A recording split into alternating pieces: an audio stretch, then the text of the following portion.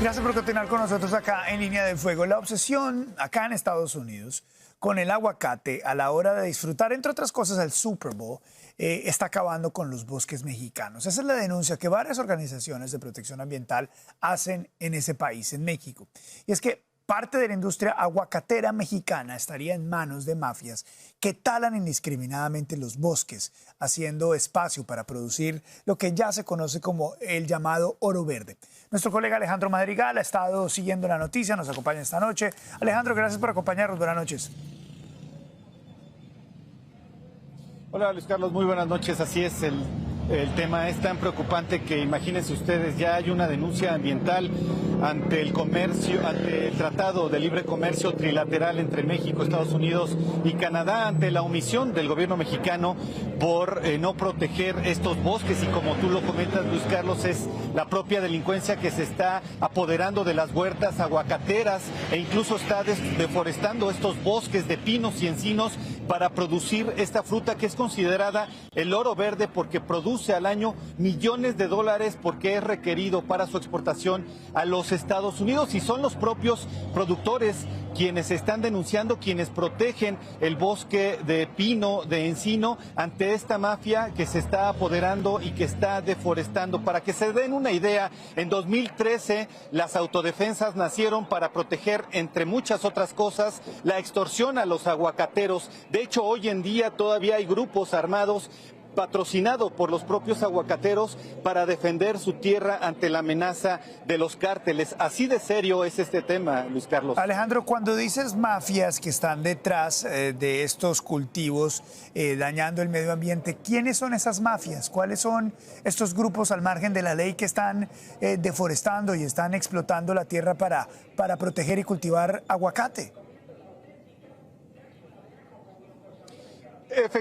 Mira, específicamente es el cártel Jalisco Nueva Generación y otras células delictivas, antes la familia michoacana, los caballeros templarios, otras células que se fueron creando y que viven de esta extorsión, debido a que... Mira, Luis Carlos, te pongo lo que genera esta fruta para su exportación son entre 2.700 millones de dólares y hasta 3.000 millones de dólares al año. Por eso se pelean este tipo de terreno que el bosque de pinos y encinos es una reserva, además natural, protegida por el gobierno mexicano, porque ahí llega también la mariposa monarca que viaja desde Canadá miles de kilómetros para llegar a estos bosques. Por eso se está haciendo esta denuncia que es tan alarmante y que, como te decía, ya es un tema que está en el gobierno de los Estados Unidos y que pudiera haber sanciones. ¿Qué dice el gobierno mexicano ante estas denuncias tan graves que están haciendo los agricultores y los grupos de protección ambiental? Mira, el gobierno de Michoacán ya puso manos a la obra, como se dice aquí en México, y es que ya compró un sistema satelital europeo que incluso se ayuda con inteligencia artificial para conocer, para comparar las fotografías que fueron tomadas hace algunos años a la época actual y ahí ubicar las zonas que han sido deforestadas. De acuerdo con un estudio de la Universidad Nacional Autónoma de México, hasta 2011, cuando se tenía el último registro aguacatero y en donde se dio prácticamente el último registro para producir esta fruta, había más de 120,000 hectáreas, o sea, alrededor de 230,000 acres, y de esas el 30%, o sea, 30,000 ya eran ilegales, o sea, el 30% era ya a manos de los delincuentes que estaban apoderándose de este lugar. Increíble lo que pasa en México y cómo se está moviendo esta industria, una industria legal, a convertirse y tener visos completamente ilegales. Alejandro, gracias, buenas noches. Muy buenas noches. Nuestra conversación más temprano con Alejandro Madrigal. Vamos a continuar hablando sobre este tema, sobre la crisis forestal de México debido a los aguacates. Y quiero preguntarles a ustedes, sorprendente, ¿no? En México, como una industria completamente legal, termina estando subyugada, sometida a la ilegalidad de los mismos carteles de siempre, que son los carteles de la droga. ¿Cómo ven la situación en términos generales?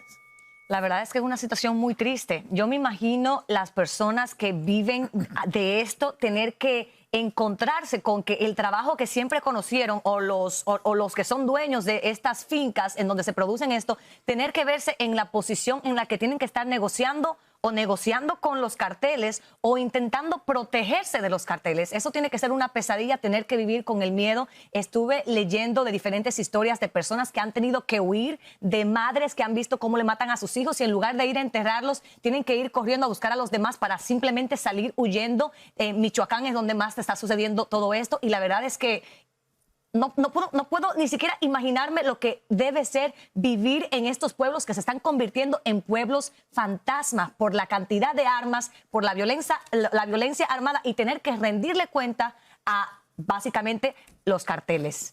Yo estoy de acuerdo. Claramente es un problema, pero también es un tema complejo porque la economía de México depende mucho también de la venta, de la exportación de los aguacates.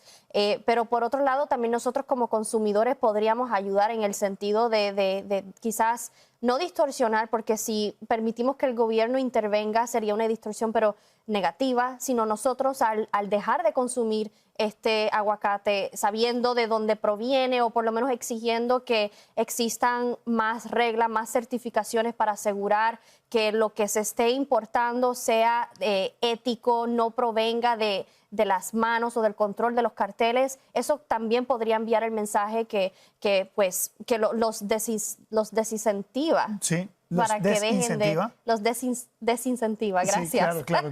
Ahora, yo sí creo que el gobierno tiene que intervenir. ¿Qué crees que el gobierno debería estar haciendo? ¿Hay algún sí. tipo de responsabilidad en Estados Unidos frente al tema? Claro que sí, porque las armas están llegando de los Estados Unidos. Y qué bueno que mencionas eso. Las armas están llegando de Estados Unidos, ciudadanos estadounidenses que van, les ofrecen una suma y van, compran las armas y luego básicamente las pasan por la frontera para las personas o los carteles que están pidiendo estas armas. Así que yo creo que es muy importante que los Estados Unidos haga algo y ya los demócratas le estamos pidiendo al gobierno que haga algo, que sea más difícil comprar estas armas que están terminando en México y a la hora de la verdad, cuando esas personas que salen huyendo de esa violencia y vienen a tocar la puerta en la frontera le están diciendo no puedes venir porque aquí hay demasiada gente. Entonces empecemos a acatar el problema desde la raíz, que es el hecho de que hay un acceso a las armas que está siendo llevada a México y que está básicamente violentando a las familias que viven en diferentes pueblos mexicanos. O sea que la existencia de los carteles es culpa de los Estados Unidos. El hecho de que los carteles tienen armas es de los Estados Unidos. Pero es que siempre han existido y existen con el propósito de ellos hacerle daño al pueblo y a las personas para ellos seguir generando su propio dinero para establecer su influencia, su poder. Están tan y tan metidos en la política mexicana y en diferentes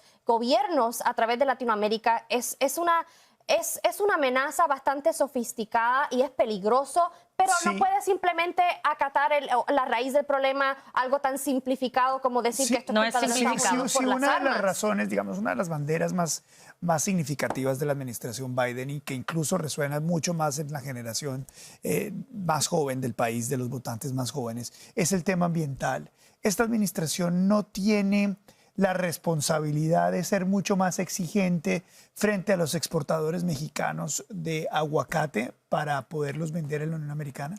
Claro que sí, que tiene que tener la responsabilidad, pero también entonces tiene que ser un trabajo en conjunto con México. Estados Unidos no lo puede hacer solo y es un trabajo que incluso lo tiene que garantizar México al asegurarse de que las personas que están cultivando los aguacates son las personas y que no están siendo extorsionadas por terceros y por estos carteles. Así que tiene que ser un trabajo en conjunto, no solamente es responsabilidad de Estados Unidos. Bianca decía hace unos minutos que era importante que no solamente hubiera participación del gobierno de Estados Unidos regularizando esto, sino un poco de autocontrol de los consumidores. ¿Cree que eso es posible? Yo estoy haciendo mi parte porque yo casi no como aguacate. Por lo menos comprar de California y esperar a que estén en temporada, porque eso es también otro factor. Le ha faltado un poco de mano dura al gobierno de Joe Biden el tener que levantar la mano y decir esto no puede estar pasando en México. Le ha faltado mano dura en todo aspecto, y en su relación con AMLO también, pero es que no podemos esperar nada menos de alguien que no sabe ni dónde está parado. Bueno, ese que no sabe dónde está parado logró que AMLO le diera dinero para la frontera, algo que Donald Trump no logró cuando dijo que México iba a pagar por el muro. De todas maneras, sorprendente como un negocio, de nuevo reitero, como un negocio completamente honesto, bueno, termina completamente degradado en México producto de los carteles de las drogas y de las mafias en términos generales. Vamos